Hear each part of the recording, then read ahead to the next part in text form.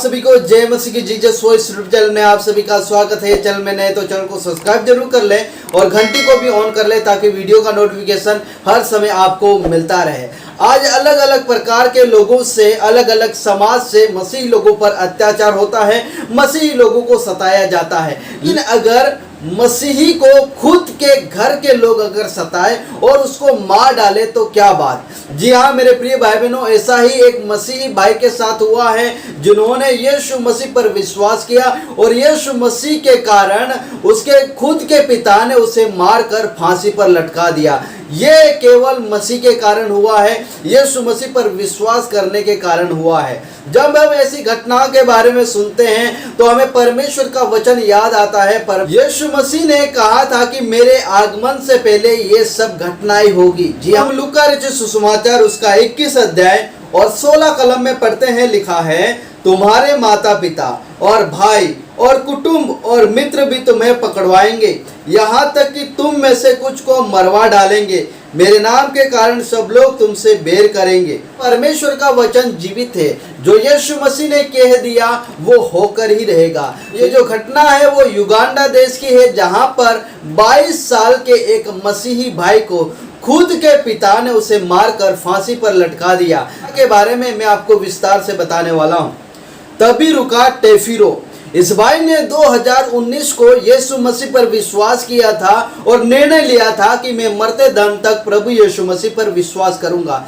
लेकिन ये जो यीशु मसीह पर विश्वास करना उसके पिता को अच्छा नहीं लगा और उसके पिता ने कहा कि तू मसीह को छोड़ दे और फिर से तू इस्लाम में आ जा। लेकिन उस मसीही भाई ने उसके परिवार की ओर ध्यान नहीं दिया, क्योंकि उसे अनंत जीवन मिल गया था, उसे एक सच्चा मसीहा, सच्चा खुदा मिल गया था। उसका जो पिता है वो बहुत नाराज हुआ और उसे घर से बाहर निकाल दिया। निकलने के बाद कुछ तो काम धंधा करना पड़ेगा, कैसे गुजारा चलेगा। इसीलिए उस मसीही भाई ने अंबाला में, जो कि युगांडा की राजधानी है, वहां पर एक होटल में काम करना शुरू कर दिया। बीते गए उसके बाद उस मसीही भाई के पास उसके घर वालों का फोन आता है, मम्मी का फोन आता है और कहती है कि अब तू वापस घर में आ जा, हम बैठकर पिता के साथ हम बात करेंगे। मसीही भाई कंबाला से फिर अपने घर में आ जाता है। वो मसीही भाई घर में आता है तो उसके पिता ने एक बैठक बुलाई, जो में अड़ोस पड़ोस के लोग, सगा संबंधी लोग थे,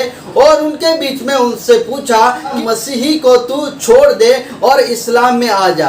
तो मसीही भाई ने कहा कि मैं अब 18 वर्ष से ऊपर हूँ और मुझे ये आज़ादी है कि मैं किसी भी धर्म को मान सकता हूँ और उसका प्रचार कर सकता हूँ, क्योंकि युगांडा गणतंत्र देश है और उसमें संविधान में लिखा है कि आप किसी भी धर्म को मान सकते हैं और किसी भी धर्म का आप प्रचार कर सकते हैं।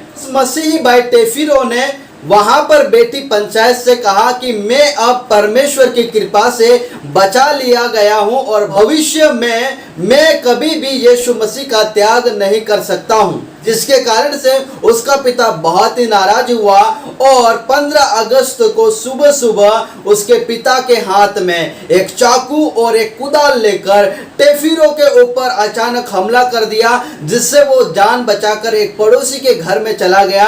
लेकिन फिर भी जो उसका पिता था उसके पीछे पीछे गया और घर में घुसकर उस कुदाले से उसे बहुत मारा और घसीटकर फिर वो अपने घर में लाया और वहां पर उसे कुदाल से बहुत मारा, यहाँ तक कि वो बेहोश हो गया। बेहोश होने के बाद टेफिरो को उसके पिता ने फांसी पर लटका दिया और वहां पर उसकी मृत्यु हो गई। यहाँ पर उसके पिता ने बहुत बड़ा पाप किया है, जो कि बाइबल में लिखा है, तू किसी की हत्या ना करना। और यहाँ पर हमें उसके पिता को नहीं देखना है, लेकिन उस भाई को देखना है। मसीह के कारण उसने अपनी जान तक दे दी।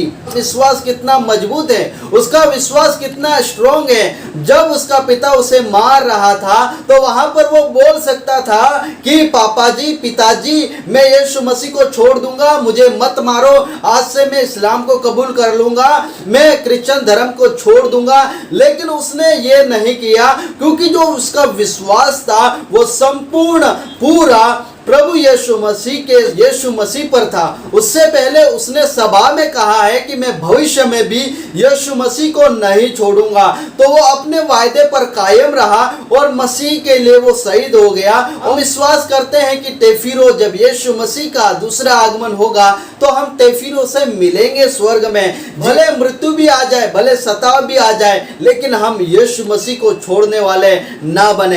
अंत तक हम धीरज धरे, उसी का उद्धार होगा। मेरे प्रिय भाई बहनों, प्रभु यीशु मसीह का आगमन बहुत ही निकट है और यीशु मसीह बहुत ही जल्दी आने वाले हैं। लेकिन इससे पहले ये सारी घटनाएं आज हम दुनिया में घटते हुए देख रहे हैं। इसलिए हम अपने आप को तैयार रखें ताकि यीशु मसीह जब आए तो हम उसके साथ स्वर्ग में हमेशा के लिए रहेंगे। तो आप सभी को जय मसीह की, प्रेज़ द लॉर्ड।